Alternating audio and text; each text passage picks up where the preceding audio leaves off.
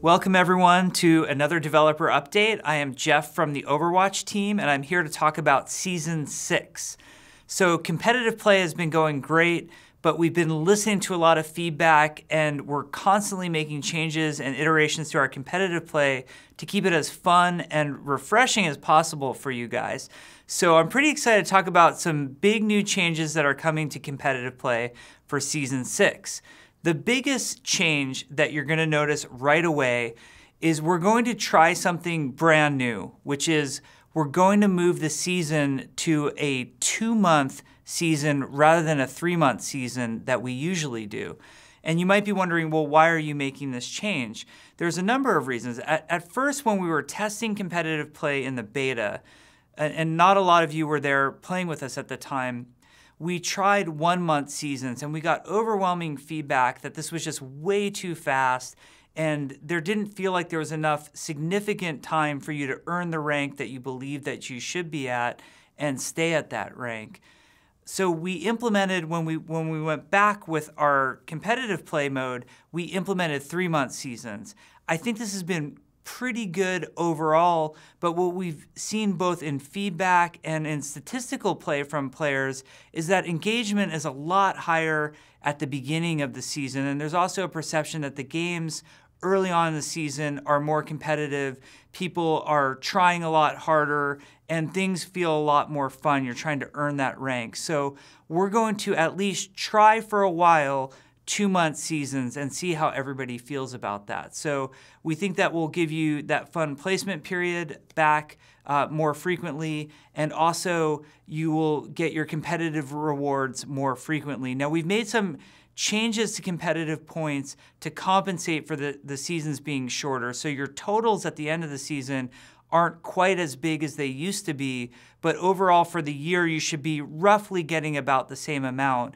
And then we're also giving you more competitive points per win in competitive play starting in Season 6. So that should feel pretty good. Now there are a lot of other changes coming too.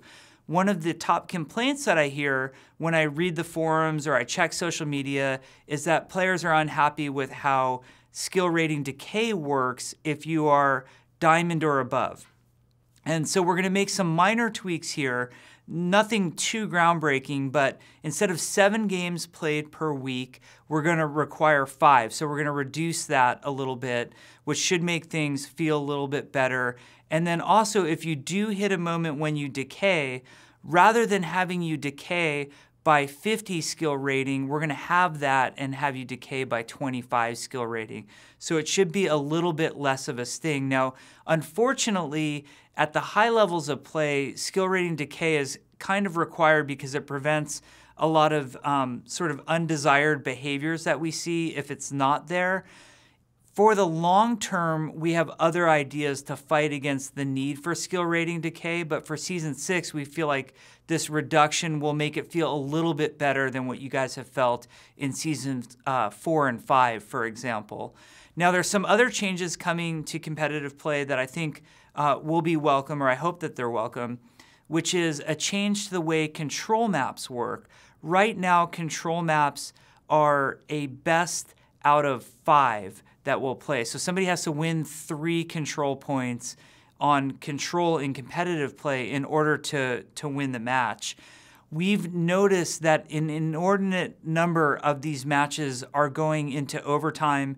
We're seeing lots of 99 to 99% holds on control and a lot of 5-point maps and matches taking place. And this is resulting in very long match times.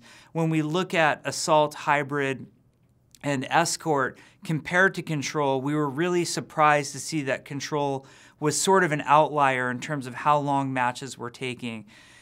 To solve this for Season 6, the control maps will be a best out of 3, so whoever wins 2, just like in Quick Play, will win the match. This will get you into more matches sooner rather than later. This will make, losing a control map sting less, especially, right now in Season 5, it really stings when your team goes 5 full points and maybe loses in overtime. It's kind of devastating, and we want those moments to go a little bit faster. So that change to control is coming. We think that will feel great.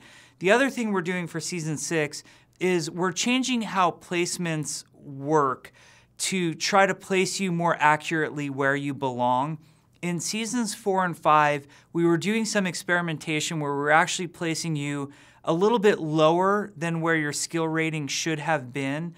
And we were allowing you to climb a little bit more earlier in the season to just make you feel better about progressing.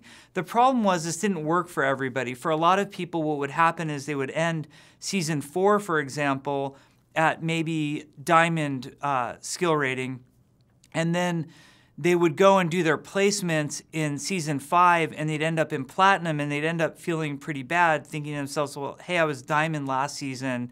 How come I'm so far off? And even though we knew under the hood that person was going to work their way back to Diamond, it felt wrong deflating you on purpose just so you would have a sense of progression later. So we've done away with that system. In Season 6, you should place more or less accurately to where your skill rating should be. That's not a guarantee that if you were at Platinum in Season 5, you'll definitely be Platinum in Season 6. It just means that you're more likely to be placed at an accurate skill rating. So we think that change should feel pretty good as well.